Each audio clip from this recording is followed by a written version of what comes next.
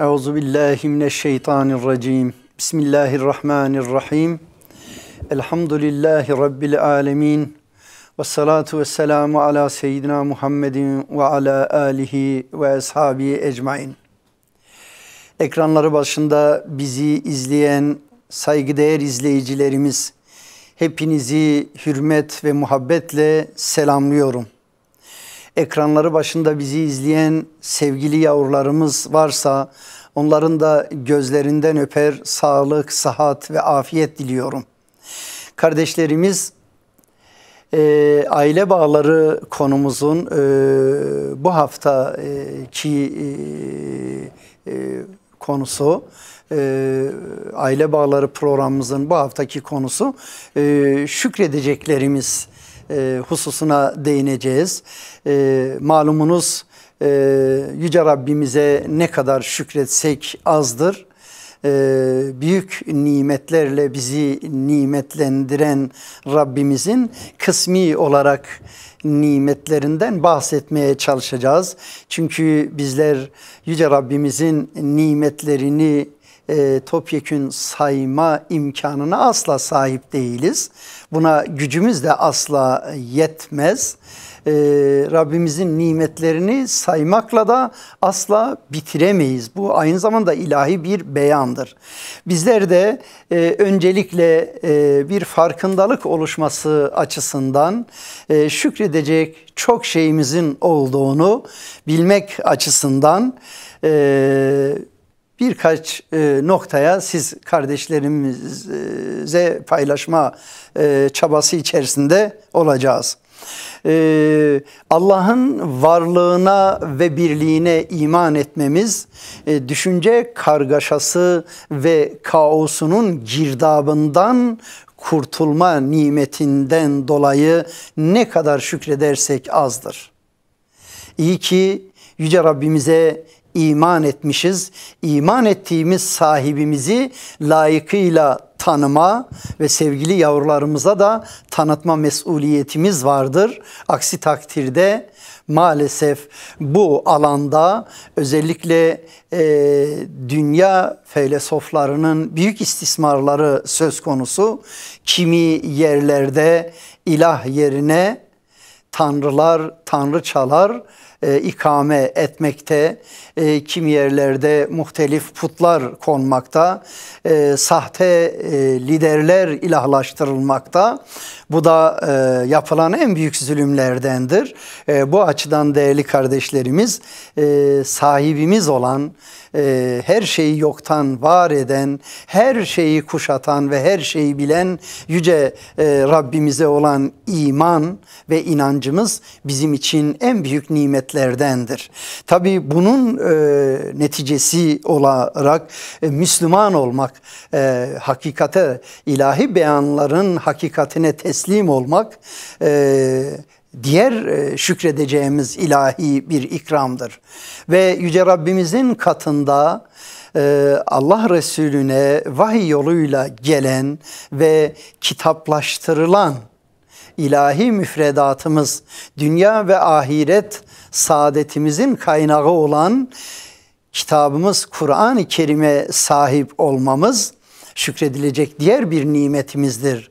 Bundan dolayı bu şükrü eda etme noktasında hassas olan ailelerimiz, değerli kardeşlerimiz bir adım daha ileri atarak Kur'an'ı ezberleme çaba ve gayreti içerisinde ve Kur'an'ın hakikatini öğrenme, öğretme ve yaşama çabası içindedirler. Bu tür kardeşlerimizle ne kadar gurur duysak, ne kadar mutlu olsak vallahi azdır. Allah sayılarını artırsın. Bunlar ümmete mal olmuş kardeşlerimizdirler. Allah bu ailelerimizden ve bu güzel uğraş içerisinde olan kardeşlerimizden razı olsun. Cenab-ı Allah iki cihanın saadetine erdirsin ve Cenab-ı Allah bizlere ve evlatlarımıza da bunu nasip etsin, bu nimeti. Değerli kardeşlerimiz, tabii bu nimeti ezberleyen öğrencilerimizle de haşır neşir olduğumuz için kendilerini seyrederek dahi etkilendiğimiz bir gerçektir. O kadar ki Kur'an'ın mucizevi yönü vardır. Onunla haşır neşir olan, onunla iştikal eden, meşgul olanların yaşantıları bambaşka bir güzellik arz etmektedirler. Özellikle farkında olup bu hakikati öğrenenlerin tutum ve davranışları ailelerine de büyük destek ve ümmete de büyük bir destek, ümmetin evlatlarına ve Müslüman kardeşlerin evlatlarına da büyük faydalar sağlamakta ve güzel modeller, güzel örnekler oluşturmaktadır. O açıdan geçen haftalarımızda her evimizden bir hafız mümkünse, yani Cenab-ı Allah'ın bize verdiği evlat nimetinin şükrünü en güzel şekilde herhalde böyle eda edebiliriz, yerine getirebiliriz. Peygamber Efendimiz sallallahu aleyhi ve selleme ümmet olmak şükredecek ayrı diğer bir nimetimizdir. Özellikle insanlık tarihinin varlığından kıyamete kadar da devam edecek olan sahte önderlerin ve liderlerin olduğu durumlarda Allah'ın bizzat seçtiği ve insanlık aleminin de en mükemmeli Hazreti Resulullah'a ümmet olmak bizler için bir şeref, bizler için bir izzet ve büyük bir ilahi ikramdır. Hatta diğer peygamberlerin bile Resulullah Efendimiz'e ümmet olma istekleri söz konusu olduğunu gene kendi inanç değerlerimizden öğrenmekteyiz. Peygamber Efendimiz sallallahu aleyhi ve sellemin miraca çıkarken Cenab-ı Allah'ın o ilahi lütfu ve ikramına mazhar olduğu süreçte aynı zamanda diğer peygamberlere de imamlık ettiği hakikatini bizler öğrenmekteyiz değerli kardeşlerimiz. Müslüman bir aileye mensup olmak şükredecek diğer bir nimetimizdir kardeşlerimiz. İyi ki biz Müslüman bir annenin ve Müslüman bir babanın evlatlarıyız. Aksi takdirde bugün dünyanın muhtelif yerlerinde helal ve haram tanımayan, domuz çobanlığını yapan, insanların özellikle fiziki, sosyal ve psikolojik yaşantısını Allah bullak eden ticaret işiyle meşgul olma afetlerine maruz kalmış olabilirdik.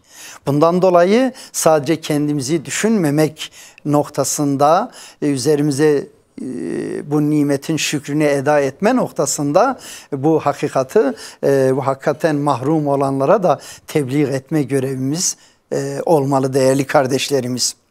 Annemizin, babamızın, kardeşlerimizin ve akrabalarımızın Müslüman olarak varlıkları ayrı bir ilahi ikramdır değerli kardeşlerimiz. Vefat edenlerimize tabi Yüce Rabbimizden rahmet diliyoruz. En azından Müslüman olmamız hasebiyle onların arkasında hayır dua gönderecek salih evlatlarının olması bile şükredecek ayrı bir nimettir değerli kardeşlerimiz. Evet, oturacak bir evimizin olması, belki ekip biçebileceğimiz bir arazimizin, bir tarlamızın, bağımızın, bahçemizin olması, sarf edeceğimiz muhtelif nimetlerimizin olması şükredecek ayrı bir nimettir değerli kardeşlerimiz. Evet, ilahi bir ikram olan evlatlarımızın varlığı bizler için apayrı bir şükredecek nimettir değerli kardeşlerimiz. Her nimetin şükrü kendi cinsindedir değerli kardeşlerimiz. İşte bu evlatlarımızı da Rabbimizin bizlere ikram ettiği dünya ve ahiret vesilesi olan bu evlatlarımıza karşı şükrümüzü eda edebilmek için onları Allah'a kul olarak yetiştirme mesuliyetimiz söz konusu. Değerli kardeşlerimiz, sağlığımızın yerinde olması, görüyor olmamız, işitiyor olmamız, bunun yanında konuşma nimetimizin olması, yürüme imkanımızın olması noktası apayrı bir nimettir değerli kardeşlerimiz. Özellikle bu nimetlerden mahrum olan kardeşlerimize Yüce Rabbimizden sabırlar diliyoruz. Unutmasınlar ki onlar ayaklarını hakta sabit kıldıkları müddetçe Cenab-ı Allah'ın onlara büyük bir ikramları vardır. O sabırlarından ve şükürlerinden dolayı. Evet kardeşlerimiz, bir tarafta bu nimetlere sahip olup şükretmeyenler, öte tarafta bu nimetten mahrum imtihanını yaşayıp şükredenler bir olur mu değerli kardeşlerimiz? O açıdan Yüce Rabbimiz çok adildir. Özellikle sağlık noktasında imtihanı olan ailelerimize de kat be kat misliyle ikramlarda bulunur. Çünkü bu da dünyanın ayrı bir imtihanıdır değerli kardeşlerimiz. Bunun dışında helali ve haramı bilmemiz, hakkı ve batılı bilmemiz, doğruyu ve yanlışı bilmemiz şükredecek diğer ayrı nimetlerimizdendir. Değerli kardeşlerimiz, bilmek ne kadar güzel bir ilahi ikramdır. Yüce Rabbimiz de beyan etmekte. Evet, hiç bilenle bilmeyen bir olur mu? Öyleyse bu farkı bir Müslüman olarak yaşayalım değerli kardeşlerimiz. Evet, doğru bilgiye ulaşabilme noktasındaki bilincimiz bizim apayrı bir nimetimizdir. Sorun çözme kabiliyetine sahip olmak, bunun yanında affedebiliyor olmak, yanlışın yerine doğruyu koyuyor olmak gibi, yani bilmenin beraberinde getirdiği affedebilmek, yani kendi kul hakkı noktasında affedici olabilmek, ayıp örtücü olabilmek, yanlışı, olumsuzluğu, kötülüğü iyilikle savmak, güzel dinimizin bize öğrettiği güzel bilgilerin nimetlerindendir. Bundan dolayı da ne kadar şükretsek azdır. Rızkımızı, geçimimizi sağlayacak bir mesleğe sahip olmamız şükredecek diğer bir nimetimizdir değerli kardeşlerimiz. Namerde aynı zamanda düşmana, haina, evet, muhtaç olmamak ve elimizdeki nimetleri bir kardeşlerimizle yeri geldiği zaman paylaşabilmek, bilincine sahip olmak şükredecek diğer bir nimetlerimizdendir değerli kardeşlerimiz. Ve üzerinde yaşayacak bir vatanın olması, içinde barınacak bir evimizin olması ve aynı zamanda bu ortamda, bu güzel ortamlarda Allah'a olan imanın gereğini yaşama nimetine sahip olmak apayrı diğer nimetlerimizdendir değerli kardeşlerimiz. O açıdan sevgili kardeşlerimiz, değerli izleyicilerimiz, Müslümanlar olarak gerçekten şükredecek çok şeyimiz vardır. Evet, bunun dışında evlatlarımıza inancını öğretme imkanına sahip olmamız apayrı bir nimettir. Belki zaman zaman ekranlarda izlemektesiniz. Dünyanın bazı mağdur ve mahrum yerlerinde değerli kardeşlerimiz hala ağaçların üzerine yazı yazarak Kur'an öğrenen, evet, eğitim öğretim yapanlar söz konusudur. Birçok mahrumiyet ve mağduriyetler içerisinde olanların vaziyetinin yanında elimizdeki nimetlerin ve imkanların bolluğuna ne kadar şükredersek azdır değerli kardeşlerimiz. İnancımızın gereğini kısmen de olsa yerine getiriyor olabilme imkanına sahip olmamız, hele bu noktada mümkün mertebe daha çok kendi değer yargılarımızın hakikatine uyma, şükredecek nimetlerin bir gereği olmalıdır değerli kardeşlerimiz. Evet değerli kardeşlerimiz, Allah'a şirk koşmayan ve bu noktada özellikle içkinin, faizin, zinanın, sihir, cinayet işleme, aynı zamanda yetim malı yeme gibi büyük haramlardan, büyük günahlardan muhafaza olma. Çünkü bunlar insanlık alemi için de bir afet. Hele değerli kardeşlerimiz, yani inancımızı bilmenin bir gereği, bir nimeti olan büyük günahlardan kaçınmamız bize Rabbimizin büyük bir ilahi ikramıdır. Malumunuz 7 büyük günah, bazı kaynaklarda daha farklı günahlar da, büyük günahlar da eklenmekte hadis-i şeriflerde. Bunlardan özellikle nimetlerin, yerin ve göğün tek sahibi olan Allah'ın varlığına rağmen Allah'a şirk koşmak, Allah'a ortak koşmak. Diğer bir büyük günah sihir, büyü yapmak. Ortada hak, doğru, açık ve net iken bu tür safsatalara, bu tür yalan yanlış şeylere inanmak bir Müslüman için, insanlık için afettir değerli kardeşlerimiz. Cinayet işlemek ya da intihar etmek, suçsuz yere bir insanı öldürmek inancımızda büyük günahlardan sayılmıştır. Hak etmeyen birini öldürmek bizim inancımızın haram kıldığı bir husus değerli kardeşlerimiz. Faiz işlemek, yetim malını yemek, hatta Müslüman olarak hak ve batıl mücadelesinde cihat sahnesinden geriye kaçmak büyük günahlardır. Büyük günahlardan kardeşlerimiz.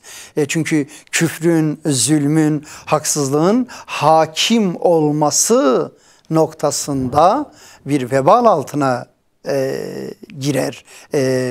Rabbimizin nimetlerine karşı bizim mutlaka Cenab-ı Allah'ın ilahi nizamının hakim olması noktasında üzerimize düşen çaba ve gayreti yerine getirmemiz lazım. Ve bu tür mücadelelerde cihattır, farzdır ve buradaki ölüm şehadettir. Burada zaferi kazanmak dünyevi ve uhrevi büyük bir saadettir değerli kardeşlerimiz. Ne kadar şükretsek azdır ki böyle güzel bir nizama, böyle güzel bir dine mensubuz değerli kardeşlerimiz. Bunun yanında dünya bir imtihan mekanı ve bu imtihanı en ağır şekilde yaşayan peygamberlerdir değerli kardeşlerimiz. Ve peygamberlerin maruz kaldığı ağır imtihanlara maruz kalmamak bile bizim için apayrı bir nimettir. O peygamberler hakkı ikame etmek için çok çile çektiler, çok çaba sarf ettiler. Cenab-ı Allah haberdardı onların mücadelesinde. Hazreti Adem Aleyhisselam babamızın cennetten dünyaya gönderilişi ve Hazreti Havva annemizden neredeyse 100 yıl civarında ayrı kalışı, tabii onların yaşam süresi uzun. Kimi kaynaklara göre 1000 yıl civarında bir yaşam. Tıpkı Hazreti Nuh Aleyhisselam'ın Kur'an-ı Kerim'de beyan edildiği gibi 950 sene yaşaması söz konusu. Yani uzun yaşayan o peygamberlerin hakikaten imtihanları da çok ağır. Peygamber Efendimiz sallallahu aleyhi ve sellem 63 yıl yaşamasına rağmen diğer peygamberlerin yaşadığı eziyetlerden daha farklı eziyetler, imtihanlar yaşamıştır. Hazreti Yakup Aleyhisselam'ın Hazreti Yusuf evladına 10 kardeşin musallat olması, aile içinde bir peygamber nasıl bir imtihan yaşıyor?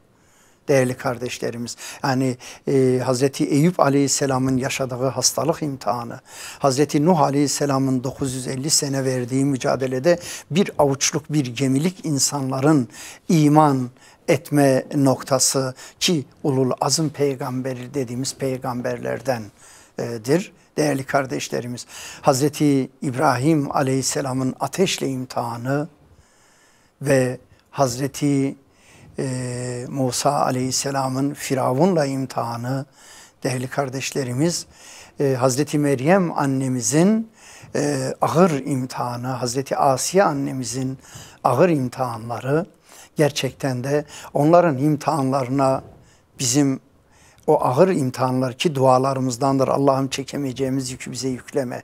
Bu ağır imtihanlara bile bizim maruz kalmamamız ayrı şükredilecek bir nimettir. Şükredilecek bir değerdir. Değerli kardeşlerimiz, yani bizler gerçekten aciziz. Cenab-ı Allah bizlere çok düşkündür. Çekemeyeceği yükü de bize yüklememektedir. Öyleyse biz çekebileceğimiz bu imtihanı merhaba diyelim ve bir Müslümanca bunun mücadelesini vermeye çalışalım. Aksi takdirde değerli kardeşlerimiz, kafirlerin yaşadıkları ağır imtihanlar onlara bir şey kazandırmıyor. Biz Müslümanca mücadele verdiğimizde her iki cihanın saadeti de söz konusu.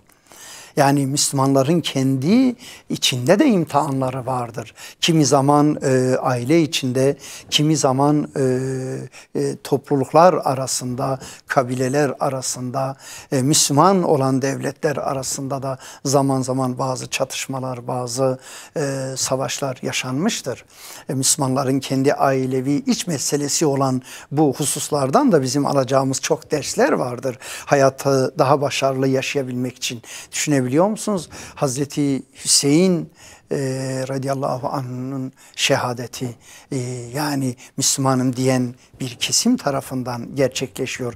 Oysa biz o zulmü yapanların zalimler olduğunu biliyoruz değerli kardeşlerimiz. Onun için biz böyle Hazreti Hüseyin'in maruz kaldığı ağır eziyete de maruz kalmamışızdır değerli kardeşlerimiz. O açıdan bizler ne kadar şükretsek azdır ki yaşadığımız imtihanlar çekeceğimiz yük dairesindedir. İslam nimetinden dolayı Rabbimize hamdolsun. Rabbimize şükrediyoruz, teşekkür ediyoruz. Resulullah Efendimiz sallallahu aleyhi ve selleme salat ve selam olsun.